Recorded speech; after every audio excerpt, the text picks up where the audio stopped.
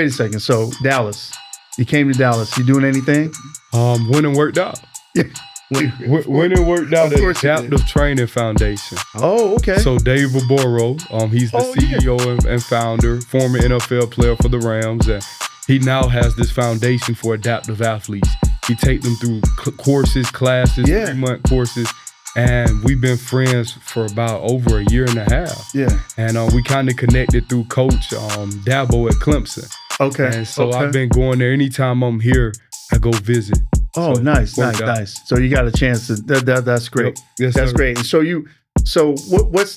I mean, there's still some athlete in there. Absolutely. Are there athletic things that you may do in the future? So.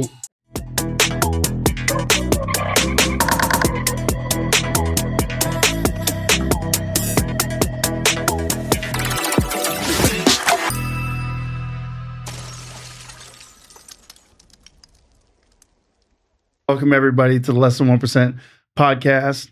I'm emotional today because I got a guest that I was stalking you. I think I was stalking you, but I got a guess. I'm not going to share a lot of his story because we're gonna talk and you're gonna get his story. A lot of you, once I tell you who it is, you may already know his story. But his name is KD Hill, and this young man is an inspiration for lots of different reasons. Inspired even an old cat like me, which is hard to do, but welcome to Less Than 1%. We talked to, earlier when you were coming in that this podcast is dedicated to people who are what I call less than 1%ers. People who are underestimated, are able to do things that they or others especially didn't think they could do. But then also people who, for whatever reason, have had things happen, life happens, and their reaction to something bad or something different that happens to them is different than anybody else. And, I write about that. And so for me, your story is inspirational. So I want to talk, thank you for coming, and so I want to find out, I want to go deep though now. I want to go into KD Hill all the way in. So thank you for coming. Thank you for the opportunity, Dr. Tomlinson. When you say less than 1%, I think it takes a special individual to be in that percentage. Those individuals, when they stand in the face of opposition, not only do they know who they are, they know who stand behind them in the face of opposition. Wow. Right? He's not worried about your stature. He's focused on your posture. Yeah. If he was focused on our stature, Goliath would have defeated David. Yes, sir. Yes, sir. So I joked with you outside. I'm an old athlete, more former than athlete, but and that's an identity, right? Like, both my kids, everybody in my family is an athlete, and that gives you a different sense of living in the world. Now, you were a high level athlete, right? Tell us about that mindset and that mentality. Like, when you consider yourself, and I know you do in other ways now, but at the time, what's your mindset as far as being an athlete? Well, when I was an athlete, I used that platform as an opportunity to give back to the youth because I was once in those youth shoes. And when I was in that shoe, I dreamed to be in that position that I was in. And so I think it's big on allowing those individuals, the youth, to know that they can do the things that you've done, but even do it at a greater potential. Did you know you were? Did you know you were good? Come on now. Like you in the huddle or you in the locker room, you know that you're good? Absolutely. Okay. I think it came with confidence. Yeah. I think confidence is different from arrogance. Arrogance is thinking the world owe you something. Confidence is knowing who you are. And I had a lot of confidence in my God-given abilities. Yeah, yeah. So you went to Ole Miss. You played at Ole Miss. Hottie tot. Your son is at Ole Miss, Jordan. So don't be going crazy over here, all right? Some of us went to like little schools like St. Lawrence University. So I know this Ole Miss thing, but that's a culture there. That's a vibe, right? As far as an athlete, do you miss that? Do you miss that relationship with the community, with your teammates? Absolutely. I still stay in contact with my teammates to this day. We're in a group chat, but also through my foundation, the Katie Hill Foundation, I do the Chucky Mullins Thanksgiving dinner every year. Yeah. And so we feed about 300 to 350 underprivileged families through my foundation.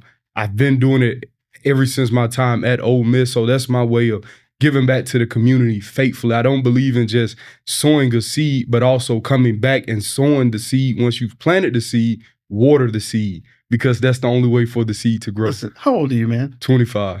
I mean, your age and your words don't match. I mean, I'm getting schooled. I'm getting schooled by a young man. Where does that come from? You seem like an old soul, man. You seem like my mom, my grandfather, my grandparents, my family, but most importantly, I think it's a wisdom that come from up above. Yeah. Right? Life experiences. Just the things I've experienced as a young man taught me how to be a man at a young age. Yeah. I was the only child on my mom's side. It was just me and my mom. My grandfather passed away from pancreatic cancer. He was a man amongst boys, and he lives within me till this day. And I think those things have really prepared me for life. You talk about being an athlete. I look at being an athlete is called the training grounds, right? We think life is a playground, but life is a battleground. Being an athlete is preparing you for the battleground. It's not who you are, right? That's not your identity. Your identity is in Christ. And so what you're doing as an athlete is preparing you for your assignment. If you fall in sports, you get back up. If you want to become strong in the weight room, you add more weight on the bar. Yeah. So when God put weights on your shoulder, don't ask him to take the weight off. Ask him to give you broader shoulders. You say you the biggest and the baddest. The only way to show you is to get put in the fire. Okay, I guess we should end the show right now. Show's over. Like that. That's brilliant. Your greatest accomplishment as a player, what do you think that is? When you look back and say, this game or this moment was my defining moment as an athlete, what would that be? Showing the youth that we are more than athletes. Wow. So it's not a play. It's you never played the game just for the play. It's something greater for you. Absolutely. Football wasn't what God created me to do my whole life. I'm here to be his hands and feet. Like I mentioned before, football was the training ground for my assignment. If I didn't know how to get back up in football, I don't think I would have got back up after my accident. Yeah, man. So I want to talk about that because a lot of people out there, they know, some don't. You know, it's a different, I feel like in watching you and all the different people you speak to, you're going to have an opportunity to speak to a very different crowd today on Less Than 1%. But I've seen pictures, I've seen video. So tell me about this accident. Yeah, so July 21st, 2023, a day that I would never forget. It was 3 days before NFL training camp. I found myself trapped between a tree and a truck. It was raining that day. I was coming back from Huntsville, Alabama, and I crashed into a tree. And I remember waking up after I had blacked out on impact that I reached for my phone. And as I reached for my phone, I didn't realize that I was face to face with a tree until after I reached for the phone. And when I reached, I looked at my hand, I had blood on my hand. And in that moment, I realized my leg was smashed, but I didn't know how severe it was. And as I looked face to face, I saw the tree and I realized there was no windshield. It was 4:40 a.m. in the morning and it was raining in the vehicle. And I began to call on Jesus in that moment. And as I began to call on Jesus, the state trooper probably arrived within 10 minutes of me being on the scene. He arrived on the scene. He went to my little brother's side because he thought I was dead on the scene. If you see pictures of the accident, I've seen you wouldn't think I would be alive. And so he went to my brother's side and my brother wasn't awake at the time. And he said, is anyone on the other side? I said, officer, I said, can you come to my side? He began to go around the truck. He came to my side. He asked for my name, my information, and he began to walk away. And as he walked away, I said, officer, I said, can you come back? He came back. I said, do you mind holding my hand and let's pray? I don't know how to take that. I don't know how to take that. I got to stop for a minute. So you are in pain. In pain. He walks away from you because he's dismissing you, or he was going to call someone, call backup EMTs to let them know what had happened. And as I called him back, I said, sir, I said, can you hold my hand and let's pray? not knowing that I would be fighting for my life for 5 hours trapped in the truck. Yeah. Yeah. So now you're trapped. Yes, sir. Between the truck and the tree. For 5 He hours. goes and he's calling. Yes, sir. And nobody's coming. They came. They eventually came. The EMTs arrived on the scene with them. And 3 hours had passed by after they had gotten my brother out within an hour. They transported him to UAB hospital via vehicle. And the helicopter had landed in the middle of the interstate. Yeah. The road was blocked off for about 6 hours. And I remember feeling the wind from the helicopter. It was hot. It was middle of July. The end of July was hot. It was raining. And it was very humid inside this vehicle. And it's like noon now. It's like 11. Yeah, so this was about when the helicopter arrived on the scene. This had to be about an hour to 2 hours later. So this was about 7 a.m. in the morning, 6 something in the morning. And I didn't get out this truck until about close to 11 a.m. So in those 3 hours, they thought I wasn't going to make it because it took 3 hours for them to call my mom. I knew that it took 3 hours because my mom told me the time they called her. Right. And said, ma'am, your son has been trapped in the truck. There's nothing we can do in this moment besides to amputate his leg on the scene. They tried pulling the vehicle out the tree at least 3 times. Each time they pulled the vehicle out of the tree, it began to catch on fire. And I remember the firefighter, he said, good thing it's diesel because it burns slow. Now, I was up the entire time. You're awake. You're in it. And you're watching everything. Watching everything. Not once did I shed a tear. Not once did I question God. Matter of fact, I said, although I can't see you, I trust you. I looked in the mirror and told God that. I said, although I can't see you, I trust you. I did not see God, but I trusted God because I've seen what he done in my life prior. Are you thinking about football at this time at all? No, I'm thinking about life. My son, my mom. My son was like 5 months old at this time. Your son was 5 months old. I just wanted to get to my baby. I don't care about my leg. When they came back and told me they're going to have to amputate my leg, I said, let's do it. Because I knew this wasn't going to dictate me. For my mind don't follow my body follows my mind. And if I say I'm a lion, you're a lion. I'm a lion. Because a lion, he licks his wounds and he keep walking. I'm sorry, man. I should be a better host, but you're cutting me deep on all of these things. A lion, your mind, your body follows your mind. That's so true. I kind of joke about stuff like that, playing basketball. I say I wasn't smart. I mean, I probably wouldn't have been as good as you were, but I have a football body. I'm 5. Like I'm not built like a basketball player. I've never been. I was 178 graduating from high school, like diesel. Like solid. Yes, sir. Not long and thin. But playing basketball when you're short, when you're small, is a different world, right? I mean, you're always being doubted. And it's funny you say that. Like in my mind, I wake up, I'm 6'5". Yeah. I tell everybody, I wake up in the morning, I'm 6'5". Like literally, I walk like that. I'm ducking. I'm getting on the air in the plane and ducking because in my mind, that's how I feel. So you're the first person I've ever really met and talked to that has had that same mindset. So they amputate on the scene. On the scene. Now tell me that because I'm a physician, so they got you IV'd up and Matter of fact, I made eye contact with the surgeon. He drove all the way from UAB. So UAB is 1 hour and 30 from Coleman. It's because the helicopter had already landed. Yeah. Because they thought they were going to be able to get me out before. And then bring you back. And bring me back, but they weren't able to. And so I remember he was driving a Range Rover. The state trooper was escorting him. So I remember all of this vividly.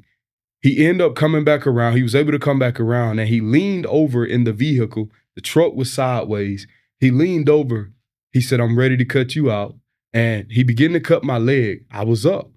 And I said, sir, it's burning. And he thought I was asleep. That he thought that had put me to sleep. That's when they began to give me the IV. And I passed out. Woke up on the helicopter. Woke back up at UAB, getting off the roof, heading into surgery. Last time I woke up was to my mom. And I woke up with tears in my eyes, not because of what I went through, but because I got the opportunity to grow through it. Yeah. To see another day. Yeah. And I was grateful because I understood that gratitude is the attitude that determines my latitude. Man. What good is a story without adversity? And so my mom I told her, I said, Mom, I made it. And the second one is by far the most powerful out of my whole story. And it gets me every time. She had a Bible in her hand, Dr. Tomlinson. I said, Mama, I said, can you feed my spirit? Because I understood in this next chapter of my life, I couldn't have a malnourished spirit. Yes, I look good physically, but I also look good spiritually. Yeah. Because you are what you eat. If you eat bad, your body look bad. If you eat bad spiritually, your spirit gonna be bad. So I eat good spiritually as well. I feed my spirit. 20 years from now, what do you want to do? Listen, so just so everybody knows, the way we met Yes, sir. is I'm doing my Instagram thing. And I always I'll be honest, a lot of people I look for, like, who's got a great story, and we didn't know, right? We didn't know each other. And what I do, I just hit you, DM'd you, and I said, you have an amazing story. Would you be on the podcast? And you immediately, you didn't even question it. You didn't know who I was. I could have been a serial killer. You were just like, I'm there. I'm going to get back to the 20 years from now. But how did your spirit move you to be able to say, I want to be a part of that? Well, anytime I get the opportunity to share my story, I want to. Yeah. Because that's another crowd or an audience that I can impact and reach. Right? I'm just a little old boy from Eufaula, Alabama. Now I'm able to impact more lives with my story, which need to be heard. The uphill climb to KD Hill story. Yeah. And this is only the beginning. I'm 25 years old, and eyes have not seen or ears have heard the things that the Lord is going to do for me and my family. Yeah. Yeah.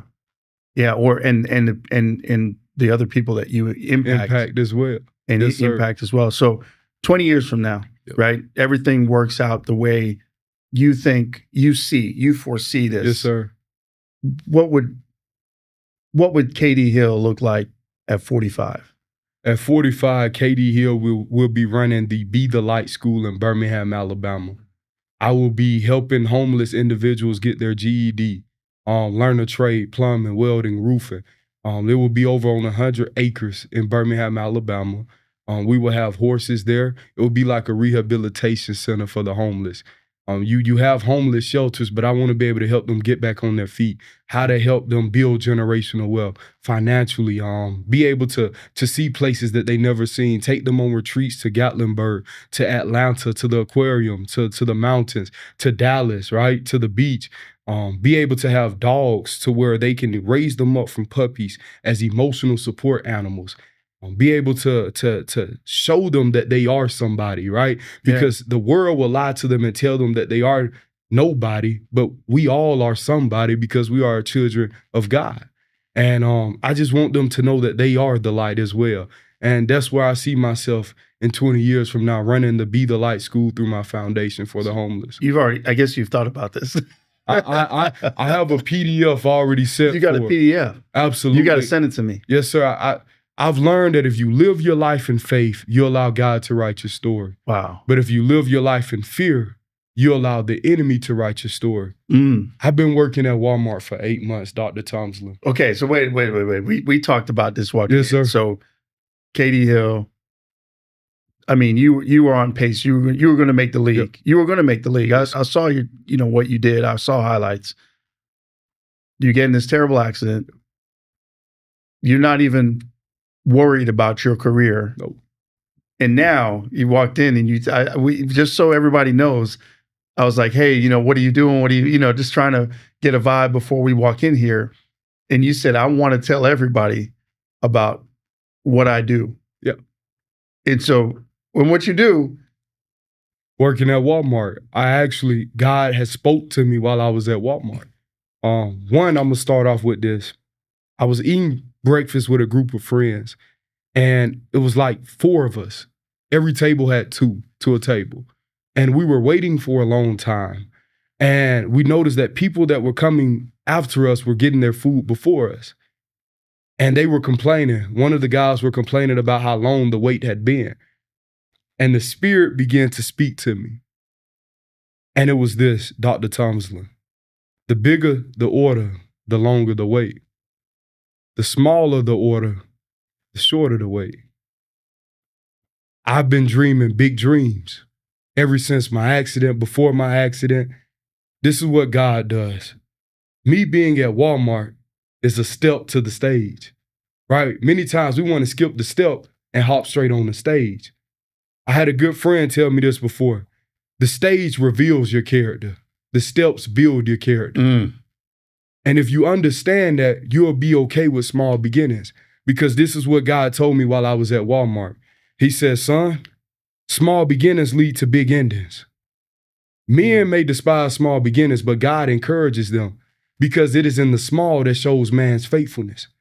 Many times in life, God isn't going to give you the big box right away. Yeah. He's going to give it to you in a small box. Yeah. Because what's inside the small box is going to determine how big the big box will be based off your faithfulness with the small box.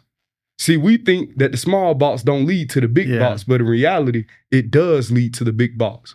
And so me being at Walmart, knowing that God has so much more for me, right? Right. I went from being in the wilderness after my accident, stepping out on faith, being on Good Morning America 3, hey, my story's about to light up. Yeah. When it didn't.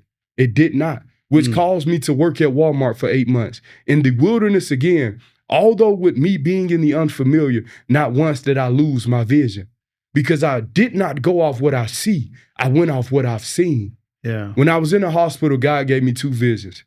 The first vision, I was walking down a brick paved road with many mansions. The second vision, I was looking up, and as I was looking up, there were blue pillows with gold writing on it, and it said blessings. And every time I looked up, it kept getting higher, and it was in a room, and it kept getting higher.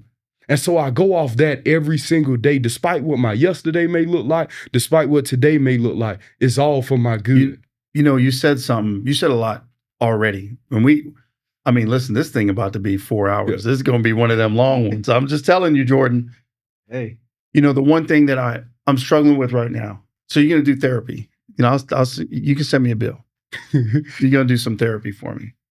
So I'm a writer.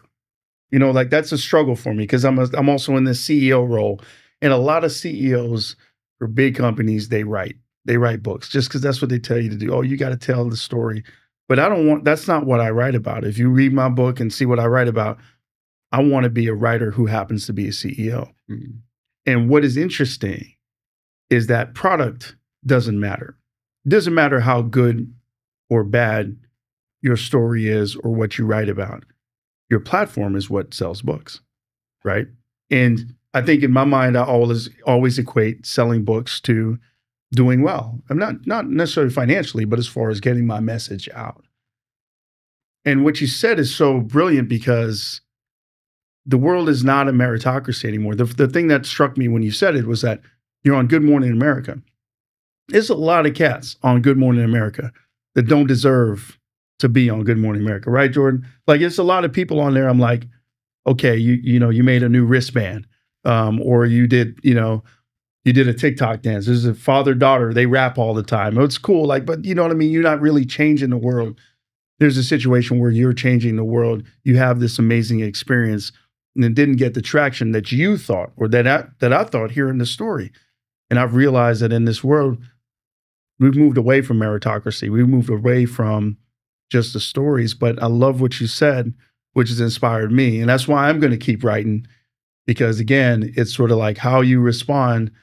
If you respond that way in the small box, as you say, and you can't do Walmart the way I know you do Walmart, then how are you going to do the big thing?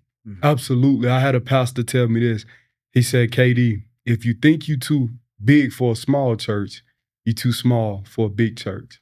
And that's how I live my life at Walmart. I treat Walmart just the same way as I'm feeling the Mercedes-Benz Superdome. Yeah. There's impact everywhere. But you were excited. You said you were excited because you got promoted. Absolutely, man. I got a picture in my phone the first day I got hired. It was my first job ever. My whole life I played football. My mom said, son, you don't have to get a job. Get a degree. Get your scholarship so I don't got to pay for college. Graduated high school with over 40 offers. I said, I got you, Mom. Worked out twice a day. Worked out more than what I did with the team. Because mama, I was going to make sure going to be all right. And so I never had a job. That was my job until I worked at Walmart. And so I took a picture because I wanted to show my son and my daughter one day, this was my small beginning. And now you see where I'm at today. Because God trusted me with this small beginning. And now because he trusted me with it, look where he got me. And absolutely, I went from pulling groceries on a knee scooter to now being a cashier. And I smile. Until this day, if I'm not at work, you have people asking about where I'm at. Yeah. I have people that come up to me, they say, I don't care how long your line is, I'm gonna wait. Just because of who you're changing their life. Absolutely. Even though you're in a position and role that shouldn't change lives. Yep. Absolutely. But once again, it's all about your perspective. Yes, sir. Your perspective don't change the environment, right? It may not change what's going on, but it's going to change how you view the environment. Okay, listen, I got to get settled here. I want to go to the dark places that you've potentially been to. Yeah, absolutely. Do you have, because you're super positive, you're inspirational. Yes, sir. But there's got to be those dark moments. Man, to be honest, since my accident, there's only been 2 of them. And I remember vividly. And it's because of God's grace on my life. The peace that he's given me, the peace that he gives me, the peace, the joy, the hope through all of this is amazing. And it's only a testament of God's grace. So as I look back, he's going to get the credit. The first time was when I finally got home after my accident. I was on a bedside commode and I was listening to a gospel song and it hit me. I just began to pour down in tears. Yeah. Because I did not vision myself in this position. Yeah. But once again, those that are great will make a setback a setup for the ultimate comeback. Yeah. This was an opportunity, not an obstacle. Because what good is a store without adversity? The last time was when I was working at Walmart. I came home during the summer and I cried to my fiance because I wasn't where I visioned myself to be. And I still trust God because I know that all things work together for the good of those who love the Lord. What good is it to read the word if you don't believe the word? You got to believe it. You got to stand on it. I tell a lot of people, I don't stand on business. I stand on the word. I let go and I let God, and I trust him. That's what faith is all about. You trust in everything else. Why not trust in the creator? Don't trust in the created. Yeah. Yeah. I mean, that is, you know, when I get down, I'm like you in a way. You have a lot more inspiration. I have a lot of anger. My base energy is anger. That's what energizes me. When I see something and I'm like, that ain't right. And then I come back with more energy. Whereas your energy is more inspirational. But I think that the message I'm hearing from you to others, that people that are out there, is your path is your path. And, you know, the thing about it is that if you don't, I mean, enjoyment is kind of the wrong word, right? It's trust, it's fulfillment. Stuff is still going to be hard, but if you're fulfilled in what you're doing, then it doesn't matter that it's hard. Like I always tell people, they say, you know, you work hard. Like, listen, it's not work if I'm marching towards a goal. It's only work when I'm just worried about the check that's going to come. Absolutely. You know, when I'm inspired to do great things. So I kind of shared a little bit about, you know, my anger. But, okay, so everybody I ask on the show, I say, tell me what you think your superpower is. Now, just frame it a little bit. You know, it can't be I'm on time. You know, it can't be, you know, I'm strong. Yep. I mean, what do you think? A superpower is something that only you can do. Yep. And when you do it, you don't lose any energy. You just, man, this is the best day ever when you get to use your superpower. So what would you say that superpower is? Being able to impact anybody in the room without even saying a word. People could just look at me and feel God's presence on me. And they could just see the light reflecting off of me. Where does that come from, though? I mean, you're 25. You've been through, you've been highs and lows. I mean, you don't see them as lows, but, you know, externally, I mean, I could see how people could see that. You're going to NFL, or you might be going to NFL to you know, getting your leg amputated. You've been through all this stuff, but you're only 25, bro. Like, yes, sir. where does this come from? You said your mom. Yep. But you are, where does this demeanor come from? Well, I like to tell a lot of people, I get that question asked a lot. And my response is, you can't build a house in a day. Mm. Especially a house that is built on solid foundation. And we all going to hit rock bottom at some point in life. But the thing about hitting rock bottom is understanding who your rock is. The rock is Jesus at the bottom, right? And so my mom instilled that in me at a young age from Sunday school. My Sunday school teacher used to make me get up in front of everyone and speak. So this was on my life the entire time. The calling, the assignment, the enemy tried to attack me at a young age by making me want to be quiet, where the older guys would tell me to stop talking so much and encouraging people, but I would keep talking. Right. Because the enemy saw the anointing on my life, and the calling, and I did not stop talking. And what we don't realize is, how can I word this correctly? Where the enemy attacks you the most is where God is going to use you the most. And when you begin to realize that and understand that, you'll move differently. Yeah. You said you were on Good Morning America. Yep. And then, so you also kind of allude to the fact that you didn't kind of get the traction you wanted. Okay. What did that look like? When you say that, yep, what do you mean? Because people can't, I don't see people hearing your story and it not resonating. Absolutely. So I went off the vision that God had given me in the beginning.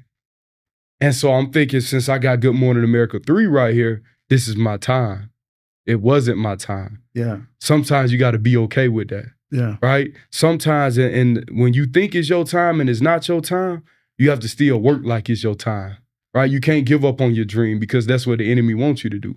You must continue to live your life in faith. And so I went back to work. I went back to working and perfecting my craft. Yeah. Continue to write my book, The Uphill Climb. Yeah. Continue to work on my articulation, the way I speak, being able to write speeches and everything. I write my speeches off my iPhone. Yeah. Anybody that reaches out to me about speaking, I let them know I hand tailor my speeches to my audience. I don't just say the same thing over and over. Each speech is based off my audience and how the Spirit is going to use me. Yeah. And man, for me to be where I'm at today, from Walmart, it's crazy, because December this month is going to be my last month working at Walmart. Okay. Not my will, but God's will. And I did some research. I was in my Bible study, and someone said, KD, do you understand and realize that the number 8 means new beginning? 8 months in December. Yeah. And now I'm about to take a leap of faith and focus on my speaking full time. Yeah. Well, listen, I mean, anything we can do. Obviously, when we put this out, I think that you're inspirational in ways that you don't even understand. I think your superpower, back to your superpower, you definitely have that effect. I mean, I just externally, the impact you have on people when you walk in a room, it's an aura, it's an aura. So listen, if people ain't listening, y'all got a problem, because this dude is different. This dude is different. So, okay, so I'm, a little lighter. We've had a lot of different players on, football players. It's interesting. Like I told you before, less than 1% for me is about bringing in all these amazing people, to help solve problems that we didn't think were solvable. Like, I'm in healthcare. Healthcare is not going to solve healthcare's problems, right? The football is not going to solve football's problem. It's going to be us all coming together and getting different people with different ideas.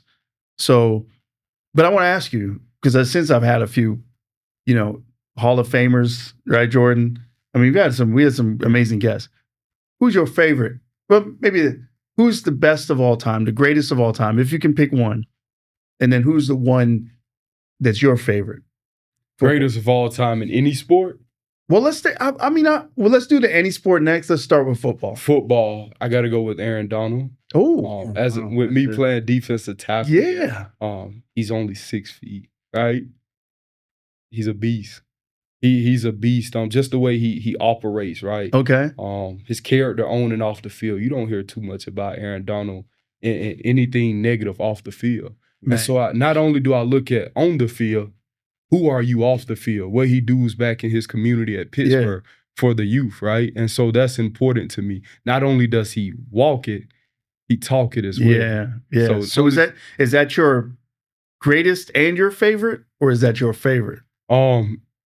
Favorite. Okay. Greatest, I would say Ray Lewis. Ray, yes. Ray Lewis, man. I remember growing up watching Ray Lewis just do his dance, right? Winning the Super Bowl. Ray Lewis is my greatest of all time. The things that he's doing out in the community, right? Yeah. His voice. He has an anointing on his voice. You can definitely see that his assignment is in ministry. It may not be in the pulpit, but it's definitely using sports as his pulpit. Yeah, he in COVID, he sent us a little selfie video inspiring healthcare leaders. It was great. It was great. I did the same thing. I was like, hey man, and he just, we played it in front of the whole, organization, and it was great. It's crazy you say that, because as I'm listening to you talk, actually I start thinking about Ray Lewis. Yeah, because that's who you remind me of. I'm biased, right? Because by the way, I missed the lunch with LT today. I'm sorry, LT. I know I was supposed to be at lunch with you, but as I was busy and we had this podcast. But he reminds me of LaDainian. That too. He reminds me, and LaDainian's focus on, God, just really like, and the way you talk about God is not, it's not preach. It's not, you're not preaching. You're just describing. And in that describing, you're inspirational. So he we got his jersey up there. But so he reminds me of that. So my greatest of all time in football, I'm torn. I get torn on this. But it's somewhere, it's either, I think it's Jerry Rice. But it's in my mind, it's Randy Moss. And the only thing about Randy, and to your point about off the field, and Randy, if Randy had Jerry's situations, because let's not, your situation matters as a player. Oh, you can't be a great player just by yourself. You have to have the right team, the right coach, the right environment. So Barry Sanders. Barry Sanders, great example. There's no way that if Barry is in San Francisco or Dallas in the 80s and 90s, he's the greatest ever, right? But what I see in Randy is just, Randy went through some things. That's what I like. It's not like I like the guy who just did everything. Jerry kind of did everything, but Randy went through some things and then bounced back and bounced back greater. But you jumped into the greatest athlete. Now I'm curious. Well, most definitely I got to go with Usain Bolt. Hey. Hey,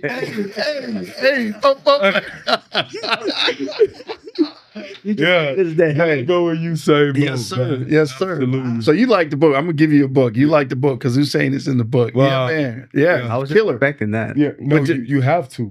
Yeah, have to. I don't think anyone got LeBron James, but the way just Usain Bolt operates, consistency as well, he's amazing. And he disrupted the track guys. See, I'm Jamaican, so the track guys look like me, little 5'9", stocky.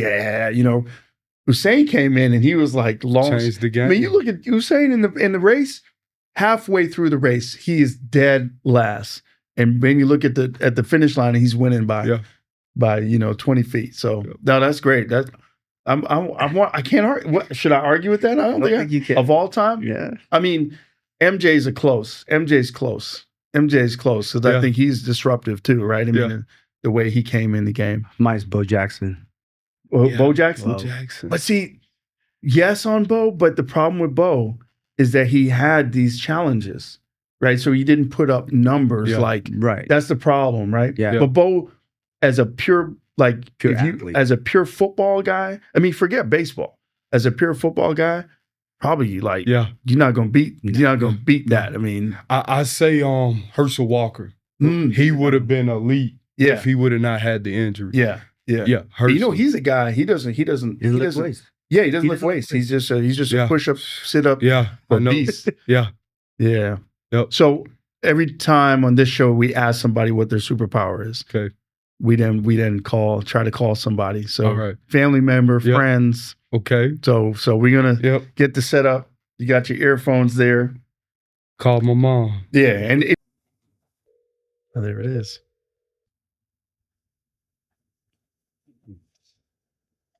Hello? Hey, Ma. Hi, sir. Hey, I'm on the podcast Less Than 1% with Dr. Tomlinson, and he has a question for you, okay? Okay. Hey, how are you?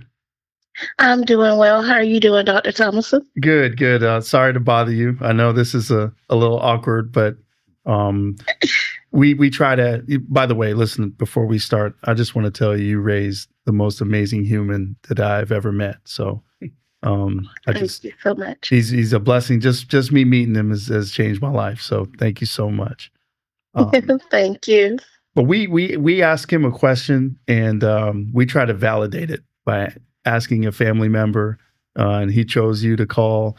And we wanted to ask you, what do you think that his superpower is?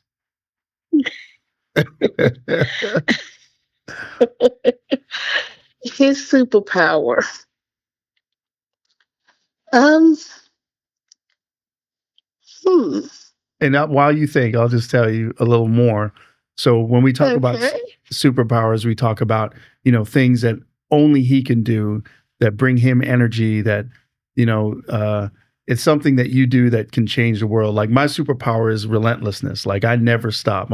You can't see me, but I'm a little guy, and I'm always fighting and scrapping and trying to do things to change the world. So, hmm so understanding that, what do you think his superpower is? I would say overcoming adversity. Okay. Um, I would say that being resilient. That's just who he is. So, KD, what did you say your superpower was to me? So, Look. Mom, I said that my superpower was to be able to impact anyone, right? Any ethnicity, any background. Just being able to walk into a room and people be able to feel God's presence and see the light that shines from within me. Well, I agree with that as well. So I do. I agree with that. He's able to impact, like you said, anyone, regardless of age, ethnicity. He's able to impact anyone. So I would say that as well. That's awesome. Well, yeah, thank you so much. And we apologize for barging into your. No problem. No problem at all. Yeah, but he's really amazing. We've had a great, podcast so far, and we're gonna vibe some more. And we thank you so much for raising him, and thank you for being on the podcast. No problem at all. Thank you for having me. Thank you, Mom. You're welcome, son. All right. Y'all have a great day. All right, bye. Uh-huh. Okay, well, mom is coming up with like 18 superpowers. That's a lot of Hey, this cat is like a like Superman. He's like, oh, he got heat vision. He can fly. He's super straight. That's how moms are, right? Yes, sir. But yeah, I do think that you underplay. I mean, again, just meeting you, reading about you, watching you on Instagram, like, I think you underplay what she said, which is your resilience, your strength, right? It's a power that is very easy. It is in this day and age now, as a 25-year-old, I know people who have everything, like money, fat life, this, that, parents, everything. Nothing bad has ever happened to them, and they're depressed. They're upset, or they're not focused on how they can impact the world. So I think that those people, to me, are not resilient. They're not what I call anti-fragile, right? Which is things that anti-fragile. That's a thing, something that can break you actually makes you stronger, and I can see that with you. Yes, sir. Thank you. So we talked about 20 years from now, like so I don't know how much after I stalked you, whether you stalked me or not, right? So a little bit about my story is that I was in some ways like you. I was a rapper till I was 16. I was a rap, like I was literally trying to rap. That's what I wanted to do. And if you follow me on Instagram, you see like I'm posting hip hop, whatever. Every post I have has some kind of hip hop, because that's my soul. Like, that's how I communicate. Then I was 16. I was like, I don't know if I'm good enough. I almost got signed, didn't get signed. Like, this ain't gonna work out.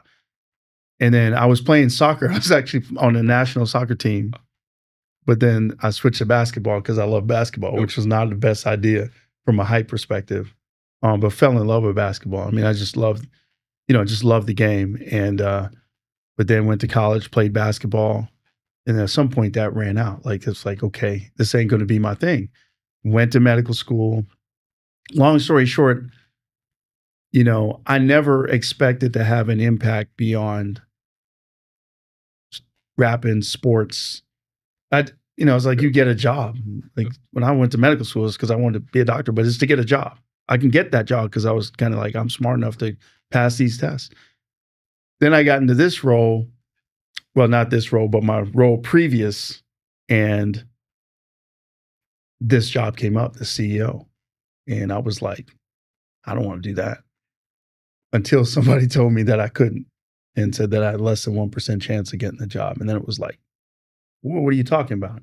And that's how, that's where my energy came from, which is also not the best because anger isn't always the best, you know what I mean? But now I lost my train of thought. But, I think for you, what I notice is I would be very interested to follow you over the next 20, 30 years and see who you resonate with.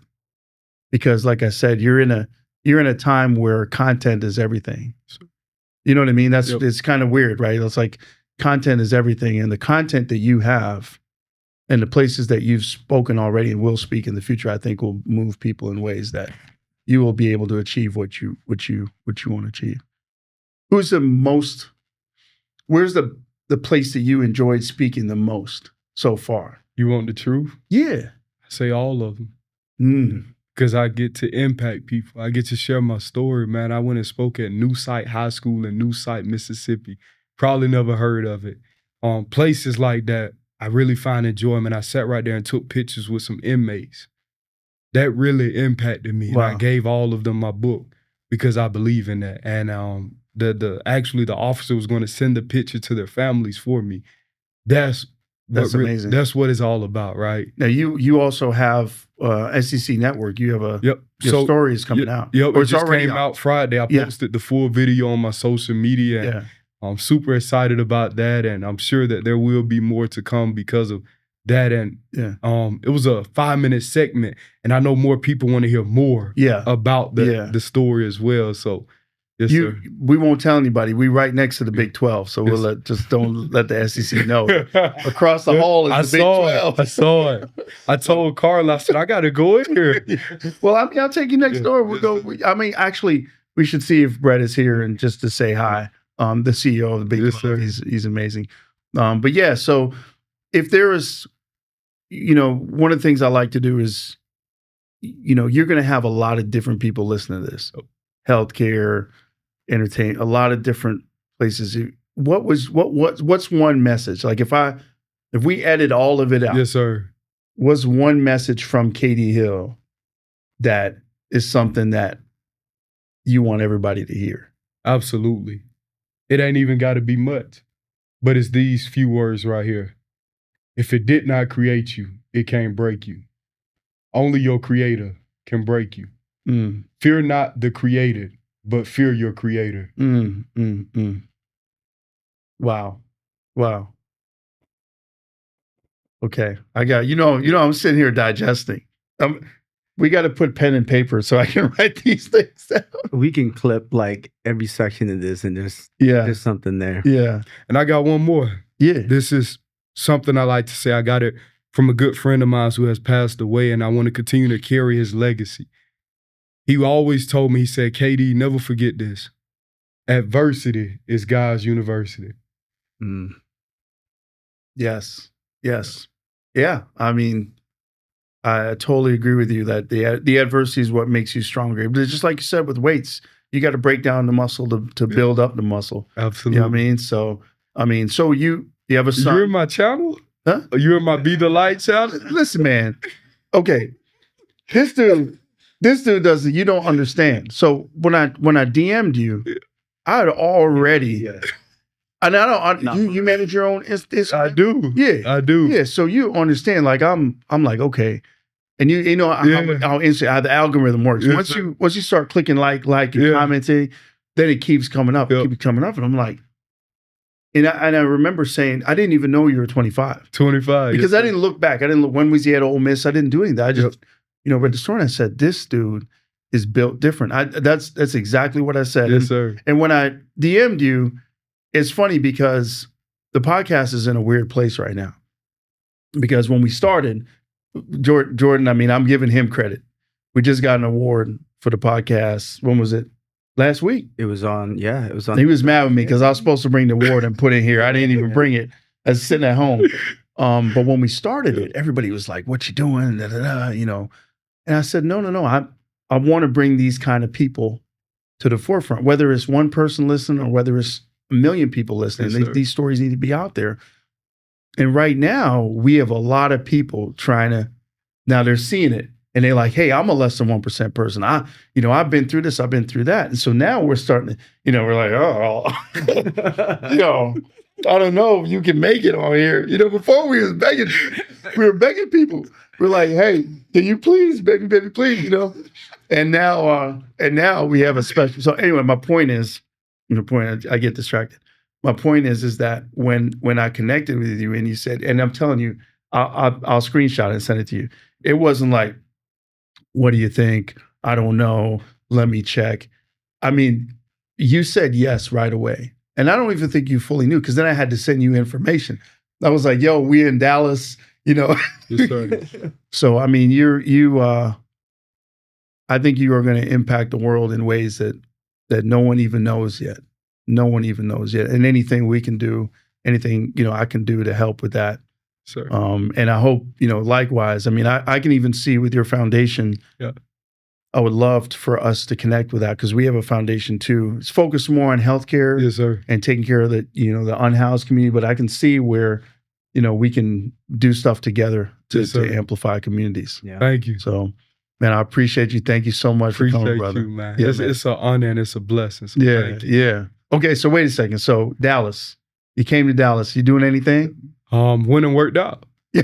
Went and worked out at Adaptive Training Foundation. Oh, okay. So Dave Voboro, he's the CEO and founder, former NFL player for the Rams, and he now has this foundation for adaptive athletes. He take them through courses, classes, 3-month courses, and we've been friends for about over a year and a half. Yeah. And we kind of connected through Coach Dabo at Clemson. Okay. And so I've been going there. Anytime I'm here, I go visit. Oh, so nice. So you got a chance to that's great. Yep. Yes, that's sir. great. And so what's I mean, there's still some athlete in there. Absolutely. Are there athletic things that you may do in the future? So my dream is to run the 100 meter in the Paralympics. Wow. So I was supposed to go to Chula Vista, California in October. Yeah. I'm about to have surgery again. Due to the way my leg was amputated on the scene and the trauma, I have to get some bone spurs filed and get TMR performed. Okay. After that, it's going to be like a 3-month process. That's what they say. Yeah. But I know how you do it in 2 weeks. I do it. Yeah, absolutely. And so go through that, and I'll be back here in Dallas in May for the course with Adaptive Training Foundation. Then I go to Chula Vista. So I'm going to be about 225 next year. Okay. Yes, sir. Okay, so you then you're going to train for the 100 meter. Man. Absolutely. What was your 40 time? So my 40 was a 4.97. I had what was my 10-yard split? 1.60 was my 10-yard split. I was 3.05. Okay. Yeah. All right. Well, now that we're family, I have to tell you the story. Yes, sir. You still recording? Yeah. Okay, because I'm gonna be embarrassed by a lot of people by this story. So I look like I could play football. I mean, just my body habitus is less of a basketball. So I'm in high school, want to play basketball, go to play basketball, and we're doing sprints on the football field in the fall. Well, who's on, right? I mean, this football field in this fall. So now, mind you, I'm a track guy, 100 meter, ran a 10.5 and lost in my junior year in the city championship in Toronto. I'm from Canada. So, I'm thinking I'm fast, right? So we're running 40s on the quad, basically right next to the football field. Football coach comes over and he's like, yo, talk to the basketball coach, like, you kidding me? Like, you didn't even, what? He didn't even look like he should be in the gym with you. And, you know, and I love football. Now I'm in Toronto. I'm stuck watching the Buffalo Bills, you know, so I watched that four back-to-back losses in the Super Bowl. But anyway, so I'm like, okay, cool. So we line everybody up. I'm killing. I'm smoking everybody. I'm the fastest on the football team, right? So I'm like, I'm gonna play football. Coach, everybody's down. So I'm like, okay, now mind you, I have never played football in my life. High school didn't have football, anything. So we start working out. So, you know, I don't know football. So he's like, I'm gonna put you at wing back. You stand way back there. We're gonna pitch the ball to you. We know you can catch, because you're a basketball player. When you get it, just run straight for the sideline. he knows exactly what's coming. So I get it. And I'm running straight for the sideline. And I'm killing. There's no pads, no nothing. I'm killing. 16, 18, 22, 10, 5, 50 yards. I'm killing. Like, I'm going to the league. What are you talking about? I'm a football guy. So we keep going. And then, like, you know, and you know, strength index, right? Yeah. Right? Strength index, I'm like third on the team. They do every squat, everything. I'm banging. I'm a football guy. Guys has accepted me. They love me. This is great. Now, first day of pads. I put the thing on. I'm like, you know, this is... Now, have you ever worn pads? Oh, yeah. He's worn pads. Have you ever worn a helmet? Yeah, I played football in high school. The thing that a basketball player doesn't understand about wearing a helmet is you can't see. You can't see. It's hard, yeah. There's no peripheral nothing. Like, you want to see over there, you got to spin your head around and look that way. Right? When people see these over-the-shoulder catches, that's tough in football. It's not like you're doing it out in the yard. So line up wing back, pitch out, 18 yards, 10. So now I'm like, I'm getting overly cocky. Okay, I never played football before. And these dudes is kind of, they love me, but they're like, Moo, come on. Actually, they called me E back then. So I get a pitch out. I grab it. I see the line, and I'm watching football on TV. You know, I'm just going. And for some reason, I even switched hands. I don't know why I did. I had the ball out here, and I just switched hands because I'd seen him do it on TV. So I, you know, just like basketball, I go to make a step. The guy who's coming at me, safety's coming at me, and I do the step. He's out of bounds, man. I'm like, I'm going to the league. And then I take another step inside. Bam.